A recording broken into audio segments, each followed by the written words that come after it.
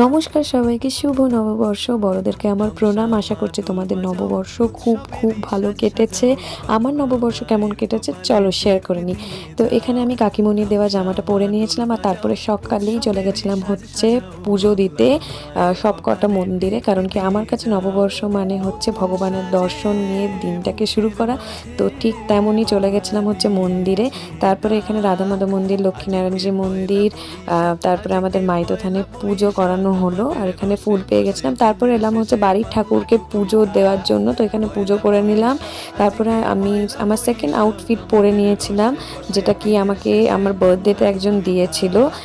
তো তারপরে এখানে আমরা গেছিলাম হচ্ছে গৌরাঙ্গ দেবের মঠে, কারণ কি এর থেকে ভালো নববর্ষ সেলিব্রেশন কিচ্ছু হতে পারে না। গুরুদেব এসেছিলেন আর আমরা এখানে চলে গেছিলাম। তারপরে ওখান থেকে আমরা আইসক্রিম খেয়েছিলাম, যেটা আমাদেরকে ভাই তাতায় খাওয়ালো। এটা হচ্ছে আমার ভাই কাম্মা, ভাই আর ভাই তাতায় ওরা এসেছিল সবাই। খুব মজা হলো, অনেক দিন পর আমি ভাইয়ের সাথে দেখা করলাম আর অনেক মজা করলাম। তারপরে এখানে আমি থার্ড আউটফিট পরে নিয়েছিলাম, যেটা আমাকে বাবাই দিয়েছিল। আর আউটফিট পরে রেডি হয়ে গেছিলাম, আর সবাইকে ফোন করে দিয়েছিলাম যেন সবাই টাইমে আসে, কারণ কি আমরা একটু এই সামনে একটু বেড়াতাম বলেই সবাইকে আমি বলেছিলাম যে সবাই যেন রেডি হয়ে আসে। তারপরে আমি নিয়ে গেছিলাম সবাইকে চিকেন পকোড়া খাতে, যেটা বাবাই খাওয়ালো। সাবস্ক্রাইব করে দিও।